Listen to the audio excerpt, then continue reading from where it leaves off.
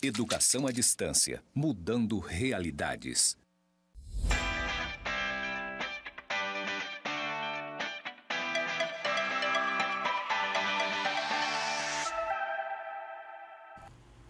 Olá, vamos para a nossa quinta web aula de Direito 2 e agora nós estamos estudando essa parte de Direito Tributário.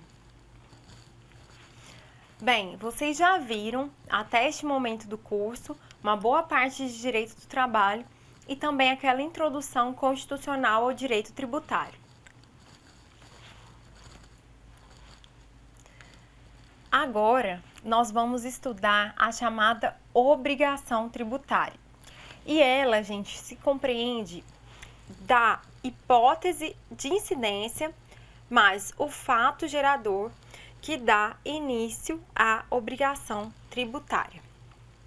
Como assim, professora? A hipótese de incidência, gente, é aquele momento abstrato escolhido pelo legislador em que um fato da vida real dará ensejo ao fenômeno jurídico. Como assim? Gente, se eu prestar algum serviço ou se ocorrer a circulação de uma mercadoria, vai incidir, por exemplo, ISS, ICMS. Então, essas hipóteses abstratas que recebem o nome de hipótese de incidência, que é este elemento abstrato da obrigação tributária. Pois bem, segundo o professor Eduardo Sabá, a obrigação tributária é resultante do fato gerador, ou, em outras palavras, da concretização do paradigma legal previsto abstratamente na hipótese de incidência tributária. Então, vejam, circular mercadoria é abstrato, não é? Então, diz respeito à hipótese de incidência. Prestar um serviço é abstrato, não é? Transmitir bens e etc. É abstrato, então eu estou falando de hipótese de incidência. Mas eu vou e efetivo um contrato de compra e venda, né, de um imóvel, por exemplo. Aí eu já estou falando de algo concreto, né? Então, aí eu já estou falando do fato gerador, ok? Então, o que é esse fato gerador que está ali presente na obrigação tributária? O fato gerador vai ser essa materialização da hipótese de incidência, né? É o fato da vida que vai gerar o tributo. E ele é tão importante, gente, que o fato gerador é tão importante, vocês já devem até ter ouvido falar, né, em fato gerador, que a natureza jurídica específica do tributo é determinada pelo fato gerador, tá? Isso está no artigo 4º do CTN. E é até irrelevante para qualificá-la, a natureza jurídica, né? A denominação dada pela lei ou a destinação legal do produto da sua arrecadação. Então, voltando aqui, obrigação tributária, né, que é o elemento do nosso estudo agora. A obrigação tributária vai ser tanto a hipótese de incidência, que é essa previsão abstrata, somada com a ocorrência do fato gerador, né, que é quando acontece mesmo aquela situação, a gente vai ter a obrigação tributária. Entenderam esses conceitos? De hipótese de incidência e de fato gerador, que constitui a obrigação tributária? Bem, entendido, né, esse conceito de hipótese de incidência e de fato gerador, a gente vai tratar agora do aspecto temporal da ocorrência do fato gerador. Isso tá, gente, no artigo 116 do CTN. Então, se for uma situação fática, uma situação de fato, nesse caso vai ocorrer o fato gerador desde o momento em que se verifiquem as circunstâncias materiais necessárias para que se produzam os efeitos que normalmente lhes são próprios. Enquanto se for uma situação jurídica, vai ser a ocorrência do fato gerador desde o momento em que esteja definitivamente constituída essa obrigação, nos termos da legislação aplicável. Isso está lá no 116 do CTN, tá? E aí, gente, como que a gente vai analisar a obrigação tributária? A gente pode analisar a partir dos seus elementos formadores, de 4 dos seus elementos formadores, que é o sujeito ativo da obrigação tributária, tá? o sujeito passivo, sujeito ativo é quem vai cobrar, sujeito passivo é quem vai pagar. O objeto da obrigação tributária e a causa da obrigação tributária. Beleza. O que é o sujeito ativo, gente? O sujeito ativo, né, é o leão, é o fisco. Ou seja, são as entidades tributantes, as entidades que detêm o poder de legislar em matéria tributária, é aquilo que a gente estudou na web aula anterior, né? Então, o sujeito ativo do imposto de renda, por exemplo, vai ser a União, né? Que detém o poder de legislar em matéria tributária. Então, aí vai depender se o tributo vai ser da União, dos estados, do município, tá? Do DF, de acordo com a Constituição. Mas, olha só que interessante. Existe também a figura do sujeito ativo indireto, que é quando, por exemplo, um conselho de fiscalização profissional, como o CRM, o CRC, o CRO, que são essas entidades parafiscais, quando eles detêm o poder de arrecadar os tributos, né, e a fiscalização desses mesmos tributos. Então, se eu tenho que pagar aí minha contribuição para o Conselho Regional de Medicina, né, quem que vai ser o sujeito ativo indireto? Vai ser o próprio conselho, porque eles detêm o poder de arrecadar e de fiscalizar o pagamento dessas contribuições, tá? E se o sujeito ativo é quem recebe o tributo, o sujeito passivo nada mais é do que o devedor da obrigação tributária, né? Então, o sujeito passivo, ele é ou contribuinte ou responsável. O que é isso, professora? Bom, o contribuinte é o sujeito passivo direto, né? Que é aquela pessoa que tem uma relação pessoal e direta com o fato gerador. Enquanto o responsável tributário, ele decorre da lei, que também é conhecido como sujeito passivo indireto.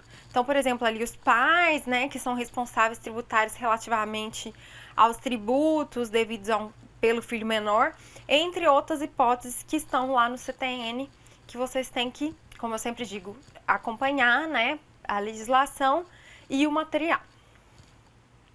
Além das partes, né, sujeito ativo e ativo, além das partes, sujeito ativo e passivo, a gente tem a causa da obrigação tributária, né, que é o vínculo entre o sujeito ativo e passivo, e a gente tem o objeto da obrigação tributária. E aí, percebam que esse objeto pode ser, sim, dinheiro, né? Então, se a obrigação for principal, o objeto da obrigação tributária pode ser dinheiro. Mas existem também as chamadas as obrigações acessórias, que geram obrigações de fazer ou não fazer, ou seja, manter algum documento em dia, entregar a declaração do imposto de renda, isso tudo são obrigações acessórias. Então, gente, agora, né, visto esses conceitos de sujeito ativo, passivo e de objeto, a gente vai entender um pouco mais. Quando que uma obrigação tributária será uma obrigação tributária principal e quando ela será uma obrigação tributária acessória. Mas como eu sempre digo aqui, gente, acompanhem a aula, leiam o CTN e também acessem o roteiro e os livros indicados que estão na minha biblioteca. Tá? A minha biblioteca é um recurso fantástico e atualizado que os alunos e alunas devem seguir, né, para proceder à leitura desses manuais, livros e artigos, tá? Então, vamos lá. Obrigação tributária. Pode ser principal, né, ou acessória. Gente, não tem segredo, tá? Quando a obrigação for principal, eu tô falando obrigação de pagar. Então, ela vai surgir com a ocorrência do fato gerador e é uma obrigação de dar. Dar o quê? Um tributo ou penalidade pecuniária. Uma obrigação, então, principal é uma obrigação de pagar. Já a obrigação acessória, tá? Ela decorre, olha só, da legislação tributária. Então, vamos supor, sou isento de imposto de renda, mas ainda assim eu tenho que entregar a minha declaração. Isso é uma obrigação acessória, porque decorre da legislação tributária, uma obrigação de fazer, né?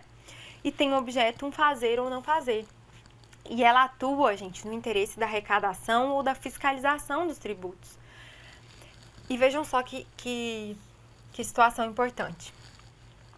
se você não observar uma obrigação tributária acessória, a legislação prevê que ela vai converter em principal, tá? Relativamente à penalidade pecuniária. Ok, mas qual seria o fato gerador da obrigação principal e o fato gerador da obrigação acessória? É isso que nós vamos ver agora, ó. Tá no 114 e 115 do CTN. O fato gerador da obrigação principal é a situação definida em lei como necessária e suficiente para sua ocorrência. E já o fato gerador da obrigação acessória é qualquer situação que, na forma da lei, impõe a prática ou abstenção de ato que não configure a obrigação principal. Então, a gente tem, né, a obrigação principal, que vai ser essa obrigação em dinheiro, e a obrigação acessória, que vai ser essa obrigação de um fazer ou não fazer, que não seja obrigação principal.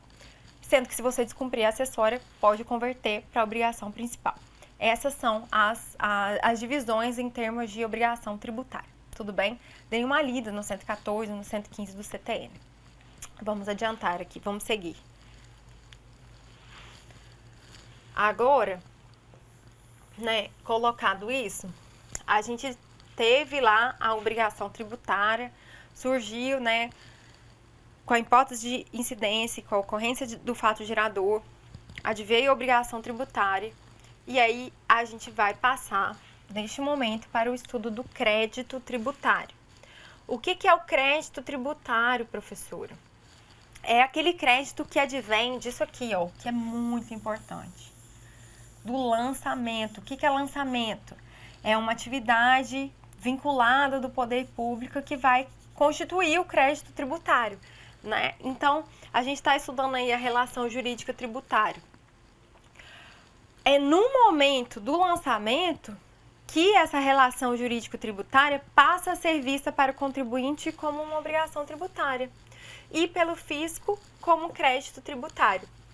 Então, aconteceu o lançamento do tributo, né, o contribuinte fica ciente que ele tem essa obrigação tributária e o fisco também constitui o seu crédito tributário, ou seja, ele tem direito de receber, né, o pagamento desse tributo. Pois bem, isso ocorre a partir do lançamento.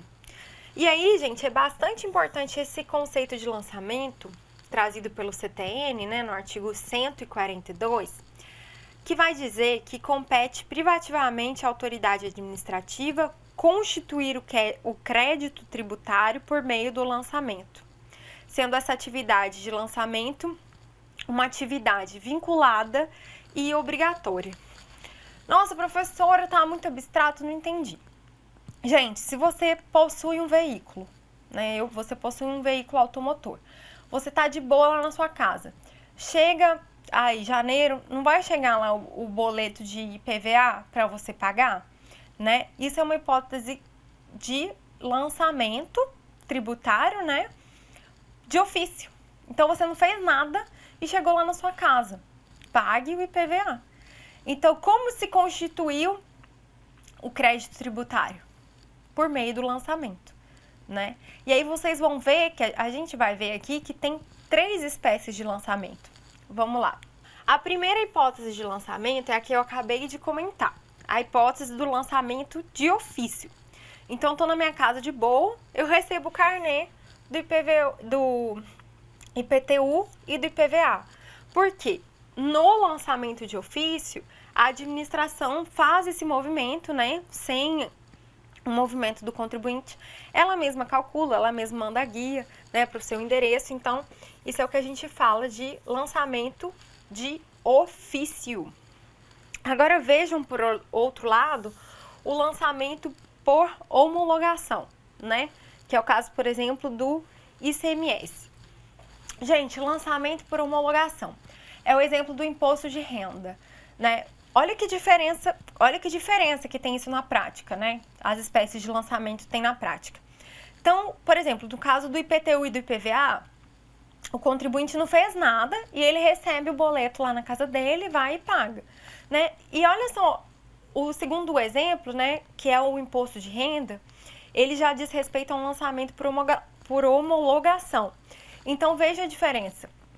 no lançamento por homologação, o contribuinte que faz, né, que lança os dados para a Receita, que verifica, né, se ele tem que pagar, se vai restituir, se opta por um modelo, por outro. Então, isso é um outro tipo de lançamento que o contribuinte ele gasta mais energia para fazer, né, esse segundo tipo de lançamento do que no caso do lançamento de ofício, que você só recebe para pagar. No lançamento por homologação, você, né, contribuinte, nós contribuintes, temos que fazer ali boa parte do processo.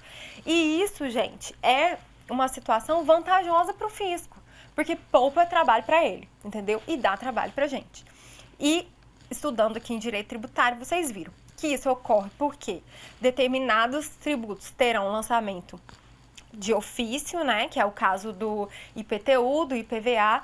Outros tributos terão esse lançamento por homologação, que é o caso do imposto de renda, né? E aí, por fim, outros tributos terão um lançamento, olha aí na lousa, no slide, o lançamento por declaração, tá? Que é o caso, por exemplo, do ITCMD, que aí tem mais ainda energia por parte do contribuinte. Então, para ficar bem claro aí, né, os 3 tipos de lançamento. No caso do lançamento de ofício, que foi esse primeiro exemplo que eu dei do IPTU, IPVA, é um lançamento direto e unilateral, né? É um procedimento constitutivo do crédito tributário de iniciativa da administração. Por isso que eu falei, a gente está de boa em casa e recebe o carnê, né? Pague, pague, pague, pague, né? Em compensação, o lançamento misto ou por declaração, o fisco constitui o crédito tributário a partir das informações fornecidas pelo contribuinte. Então, ele homologa ou não a sua declaração, né, de imposto de renda, por exemplo, tá?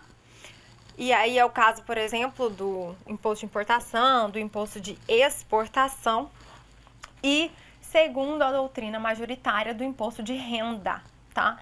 Existe uma parcela pequena da doutrina que entende que o imposto de renda é outro tipo de lançamento. O que é doutrina, professor? São aqueles estudiosos do direito tributário, né, que têm os entendimentos científicos do direito. E aí a doutrina majoritária entende que o imposto de renda é lançamento por homologação, desculpa, tá? Por homologação, ó. Olha ele aqui, ó. Bem, então o que é o lançamento por homologação? É a iniciativa do contribuinte, né, que participa direta e ativamente de sua formação, e o fisco deve fazer tão somente a homologação ou não, que são esses casos aqui: ICMS, IPI, PIS, COFINS, contribuição sobre lucros líquidos e imposto de renda. Como eu disse, esse asterisco aqui é porque tem uma divergência pequena, né, em relação ao imposto de renda, se seria por declaração ou por homologação, mas aí fechamos aqui com a doutrina majoritária, que é um lançamento por homologação. Tudo bem? Tá, mas seguindo aqui em relação ao crédito tributário. Foi constituído o crédito tributário por meio do lançamento, mas pode ocorrer algumas hipóteses de suspensão, extinção ou exclusão do crédito tributário. E agora nós vamos ver aqui cada uma delas, tá? Hipótese de suspensão, extinção ou exclusão do crédito tributário. No caso de suspensão do crédito tributário, né, que está ali no 151 a 155A do CTN, eu até coloquei um macete aqui para vocês lembrarem, que é assim, ó, morder limpar. O que é um morder limpar? A moratória, o depósito integral e as reclamações e recursos administrativos, bem como liminares e parcelamento, né, que formam esse macete morder limpar, se deferidos, causam a suspensão do crédito tributário, né? E agora falando um pouquinho das hipóteses de extinção do crédito tributário. Então, aqui era suspensão, ele só fica suspenso, mas passando agora para as hipóteses de extinção, elas estarão lá no artigo 156 a 174 do CTN. Tá? E o que são essas hipóteses de extinção? Quando eu posso considerar, né, que está extinto o crédito tributário em favor do fisco? Quando ocorrer o pagamento, né, desse crédito tributário, ou quando ocorrer a prescrição, então a fazenda, o fisco está me cobrando, mas está prescrito. Ou quando ocorrer a decadência, por exemplo. Professora, o que é decadência que gera extinção do crédito tributário? Ó, extinção. O que é decadência, gente? Extinção. Gente, a decadência vai extinguir o crédito tributário antes do lançamento. E essa é a diferença de uma decadência para uma prescrição. Então, você pode ter o seu crédito tributário extinto, por exemplo, por meio da decadência. Ou seja, vocês já ouviram aquela expressão, o direito não socorre aos que dormem? Já ouviram essa expressão? Quando a administração pública não cumpre, ou até um particular, mas nesse caso aqui, o fisco, né, a administração pública, não cumpre um prazo para lançar o tributo, né, deixa passar muito tempo sem lançar, ou não cumpre esse prazo para cobrar um tributo, o crédito tributário pode ser extinto por decadência ou por prescrição, tá? Sendo que a diferença entre decadência e prescrição é que a decadência é antes do lançamento e a prescrição é depois que o crédito está lá, constituído, lançado, tudo direitinho, tá bom? Vamos olhar um pouquinho ali na lousa essa hipótese de decadência, tá? Porque o CTN prevê duas hipóteses de decadência, tá? Que são essas hipóteses de extinção do crédito tributário. Quando vai ocorrer a decadência, né? Segundo o artigo 173.1 do CTN, ela vai ocorrer, vai começar a contar, né? No primeiro dia do exercício seguinte, aquele em que o lançamento poderia ter sido efetuado, né? E a fazenda terá uma possibilidade maior para lançar, tá? E de acordo com o 154, parágrafo 4º do CTN, que é a outra hipótese de decadência, o marco inicial vai ser a data do fato gerador mesmo, né, que é aquela hipótese que ocorre nos casos típicos de antecipação do pagamento. E aí, gente, se passar 5 anos e o fisco não falar nada, não se manifestar, aí essa homologação é tácita. Então, isso é decadência, tá, gente? É a forma de extinção do crédito tributário antes do lançamento. Em compensação, a prescrição, que também é uma hipótese de extinção do crédito tributário, mas aqui já teve o lançamento, né? E olha só, prescrição, isso vocês podem levar para a vida de vocês, porque prescrição não é um conceito que ocorre só aqui no direito tributário, né? Vocês já devem ter ouvido falar em prescrição. E o que é? Ah, prescreveu. O crime prescreveu, a obrigação prescreveu, a dívida prescreveu. O que é prescrição? Prescrição nada mais é do que a perda do direito de ajuizamento da ação de execução fiscal. Então, prescreveu, se ali o juiz reconhecer uma prescrição, por exemplo, se for um reconhecimento judicial, prescreveu, acabou, né? Não tem que se falar, extingue a obrigação tributária. Isso é prescrição. Então, a prescrição, ela ocorre após, né, o lançamento. Se for antes, a gente sabe que é decadência. Entenderam isso, gente? Agora, passando para o fim aqui da nossa web aula 5, eu vou falar um pouco dessa administração tributária, né? Essa administração tributária que é essa administração que se manifesta por meio de procedimentos fiscalizatórios, cobrança de valores inscritos na dívida ativa, medidas de controle e verificação de regularidade fiscal, né? Então, a gente sabe que o fisco ele possui um dever de fiscalizar e manter os sigilos das informações obtidas, tá? Isso em regra. Tem exceções? Tem exceções. E aí temos aqui a figura da denúncia espontânea, que é você falar que está devendo fisco, mas isso deve ser oferecido para você receber certos privilégios, só que isso deve ser oferecido antes de qualquer procedimento fiscalizatório, tá? E em relação à administração tributária, a gente também tem que falar disso aqui, ó. da dívida ativa. O que é dívida ativa, gente? É aquela dívida que é referente ao crédito tributário não pago dentro do prazo.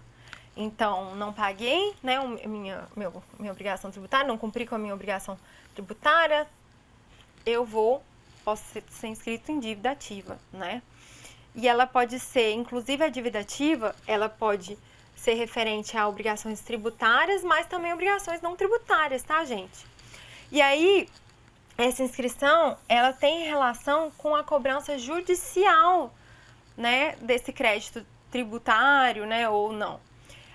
E essa cobrança judicial vai ser feita por meio desse processo aqui, que é um processo que tem até uma lei própria, né, a LEF, Lei de Execução Fiscal, que é o processo de execução fiscal, tá? Que vai ser abordado ali na nossa última unidade.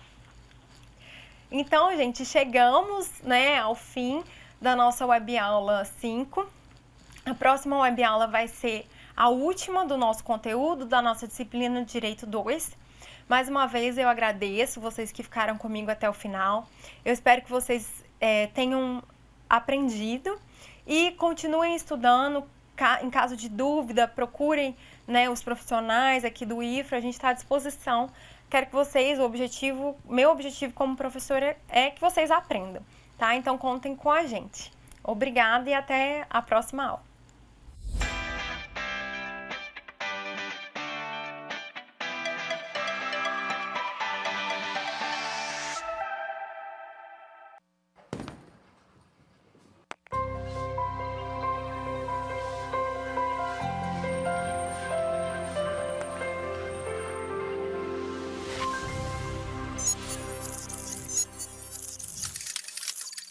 Educação à distância, mudando realidades.